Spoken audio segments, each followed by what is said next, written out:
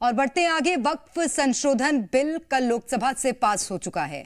आज बिल को लेकर राज्यसभा में बिल के खिलाफ मुसलमानों ने जबरदस्त आक्रोश है और इस आक्रोश को हवा देने का काम कर रहे हैं मौलाना, जो लगातार भड़काऊ बयान दे रहे हैं। मुसलमानों ने यहां तक कहा कि कागज नहीं बल्कि काजी की बात मानेंगे।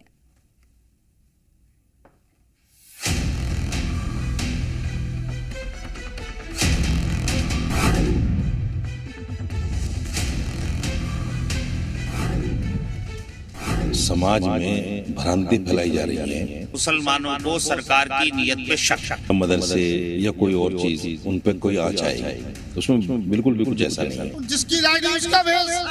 ये वो लोग हैं जो वक्फ की जमीनों पर नाजायज कब्जा करे बैठे हैं, पर्सनल बोर्ड के लोग। प्रस्ताव स्वीकृत हुआ और विधेयक यथा संशोधित पारित हुआ। कागज काजी दोनों राजी, फिर क्यों अड़े मियाँ जी? मियाँ जी फंस गए हैं। संसद वाला कागज आ गया है, कानून की शक्ल अख्तियार करने वाला है, मानने के अलावा कोई विकल्प नहीं है। यहाँ एक सदस्य ने तो कह दिया, माइनॉरिटी इस कानून को स्वीकार नहीं करेगी। क्या धमकाना चाहते हो भाई? संसद का कानून है, सबको स्वीकार करना पड़ेगा। और अब मियाँ जी के ही काजी कह रहे हैं कि मानने में हर्ज क्या है। वक्फ संशोधन बिल पर तो मुस्लिम मोहल्लों में सवैया बटनी चाहिए। संसद में असदुद्दीन ओवैसी बिल फाड़ देते हैं। अपने उनको फाड़ता हूँ। संसद वाले ओवैसी के मुस्लिम मोहल्ला ही नहीं सुनता, एतबार नहीं करता, उल्टा आरोप मरता है कि स्वार्थ सिद्धि के लिए वक्फ संशोधन बिल का विरोध हो रहा है। समाज में भ्रांति फैलाई जा रही है। मैंने बिल को पढ़ा है, उसमें ऐसा कुछ भी नहीं है कि भाई मुसलमानों की मस्जिदें या मदरसे या कोई और चीज़ उन पे कोई आँच आएगी, उसमें बिल्कुल भी कुछ ऐसा नहीं है। मैंने खुद पढ़ा है उसको। अब मियाँ जी कहाँ जाए? मियाँ जी के सामने समंदर सा लहरा रहा है। भड़काऊ गैंग के बहकावे में शाहीन बाग पार्ट 2 की धमकियों का अब क्या होगा? विरोध की चिंगारी सुलगने से पहले उनके ही काजी ने पानी डाल दिया है। सबसे पहली वजह यह है कि मुसलमानों को सरकार की नीयत पे शक है। मुसलमानों के फेवर में सरकार ने अभी तक कोई भी ऐसा कानून नहीं बनाया जो मुसलमानों को फेवर करता हो, चाहे वो रोजी रोजगार से जुड़ा मसला हो या कोई और मसला हो। हमें ये है कि ये नहीं पास होना चाहिए, ऐसा कुछ नहीं है। ऐसा हित तो किसी का भी नहीं है। अपनों में ही फूट पड़ गई है तो मियाँ जी के लिए अब इधर कुआं उधर खाई और बीच में काजी वाली स्थिति हो गई है। विरोध की आवाजें सिर्फ विरोध दर्ज कराने तक ही सिमट गई हैं। यहाँ तक कि वो मौलाना जो करीब करीब हर मुद्दे पर विरोध का झंडा उठाते हैं, वो भी बिल के पक्ष में खड़े हैं। विरोध करना इन लोगों का लाजमी काम है, इसलिए कि ये लोग अपने वोट बैंक की सियासत करते हैं।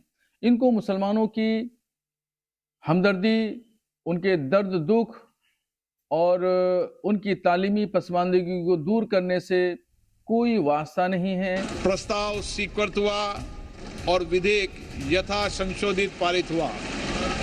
सवाल उठा है कि जब मौलाना कह रहे हैं कि बिल मुस्लिम विरोधी नहीं है, मुस्लिमों के लिए कल्याणकारी है, फिर शहर शहर भाईजान इतने भड़के हुए क्यों हैं? इसका कारण है भ्रम का होना, और इस भ्रम को हवा देने वाले वही लोग हैं जिनका हित वक्फ बिल के पास होने पर नहीं सध सकेगा। लिहाजा गली गली फिर रहे हैं झोली फैलाए कि बिल के विरोध में कुछ तो आ जाए। भोपाल के भाईजान इसका शिकार हो रहे हैं। ये तो सिर्फ एक दिखावा है, सब कुछ तो वही है। अभी तो खाली वो जमीनों के टेकर बन गए हैं ताकि हम करेंगे। हमारी पास हो गया चाचा, पास तो हो गया, वो तो होना ही था, क्योंकि जिसकी लाठी उसका भेस। फाड़ के फेंक देंगे। क्यों फाड़ के फेंक देंगे भाई? जब हवा जान दी हुई चीज है उसके लिए आप क्यों कैसे फाड़ दोगे? अरे मस्जिद तो छीन नहीं रही भाई साहब। अरे छीने वो चीज हमारी काहे छीनेगी वो? भोपाल वही जगह है जहां कल इस बिल के समर्थन में जश्न मनाया गया था। मुसलमानों ने मोदी समर्थन में नारे लगाए थे और बिल का स्वागत किया था। अब आज उसी प्रदर्शन को मुसलमान फर्जी तक बताने में लगे हैं, लेकिन अजमेर में तो सुर बदला हुआ है। सैयद नसरुद्दीन चिश्ती खुलकर बिल के समर्थन में आ गए हैं। टीडीपी के जो सजेशंस थे शायद गवर्नमेंट ने इसको मान लिया है, तो मैं समझता हूँ एक बहुत अच्छा बिल आएगा और जो लोग जो आपत्तियाँ कर रहे थे वो भी उनकी सब आपत्तियाँ दूर हो जाएगी और इंशाअल्लाह ताला वफ़ का जो सही तरीका है, वफ़ का जो एम एंड ऑब्जेक्ट है चैरिटेबल पायस, वो पूरा होगा। असल में मुस्लिमों में सियासी तौर पर उन लोगों ने साजिश के तहत डर का माहौल पैदा किया कि वक्फ संशोधन बिल मुसलमानों के मजहब पर सीधी चोट है।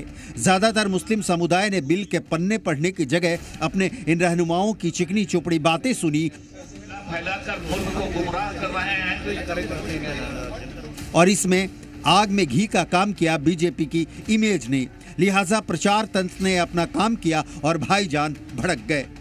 ये पूरा बिल है, मैं आपको बताइए कहाँ लिखा है इसमें। भाई इनकी लिखे भी मैं नहीं जाता हूँ, ये क्यों जुमलेबाज हैं, ये जुमले नहीं बिल्कुल नहीं करते, सरकार पे विश्वास ही नहीं करते हम तो। ये बिल पे विश्वास नहीं करते। लिखे पे तो पहले भी बहुत कुछ, देखिए पहले भी बीजेपी सरकार ने पहले भी बहुत चीजें लिख के दी हैं। इनको कौन जब्त करने को कह रहा है? जब्त करने की बात नहीं हो रही है, बात जो हो रही है कि ये इसकी जरूरत नहीं थी मुसलमानों को। लेकिन भड़काने की मियाद कब तक है, क्योंकि जो भी बिल बखूबी पढ़ रहा है भारतीय सूफी फाउंडेशन के राष्ट्रीय अध्यक्ष सूफी कशिश वारसी की तरह बोल रहा है। जो लोग वक्फ बिल की मुखालफत करना है वो वक्फ बिल की मुखालफत तब करते हुए अच्छे लगते जब वक्फ की जमीनों पे हुए कब्जों को उन्होंने मुक्त करा दिया होता। आज तक वक्फ बोर्डों ने किया क्या है? जो हक गरीबों का था, गरीब मुसलमान का था, उन्होंने उस हक को नहीं दिया। मुसलमानों का कहना है कि वक्फ संशोधन बिल मुसलमानों के धार्मिक और संवैधानिक अधिकारों के लिए गंभीर खतरा है, लेकिन ये बता पाने में कामयाब नहीं हो पा रहे हैं कि विरोध का आधार क्या है। पटना में मुस्लिम खुलकर विरोध करते दिखे, लेकिन उनके पास भी दलील के लिए कोई ठोस आधार नहीं दिखा। उससे क्या कमी था? जो पहले वक्फ बोर्ड बना हुआ था उससे क्या तकलीफ था सरकार को? आखिर मुसलमानों को हक हुकूक को छीनना चाहते हैं? मुसलमानों की पीढ़ियों से इस्तेमाल की जा रही अनेक संपत्तियों के पास औपचारिक दस्तावेज नहीं हैं, क्योंकि उन्हें दशकों या सदियों पहले मौखिक रूप से या बिना किसी कानूनी रिकॉर्ड के दान कर दिया गया था। आम मुसलमानों को ये दलील देकर डराया जा रहा है, जबकि संसद में ये साफ हो चुका है कि जब से कानून लागू होगा तब से आगे से केस देखेगा, पीछे के नहीं। लिहाजा मियाँ जी के पास अब ऑप्शन लिमिट हैं, क्योंकि घर में ही उनका साथ देने वाला मौलाना अब बिल के समर्थन वाली राह पकड़ चुके हैं। ब्यूरो रिपोर्ट, जी मीडिया।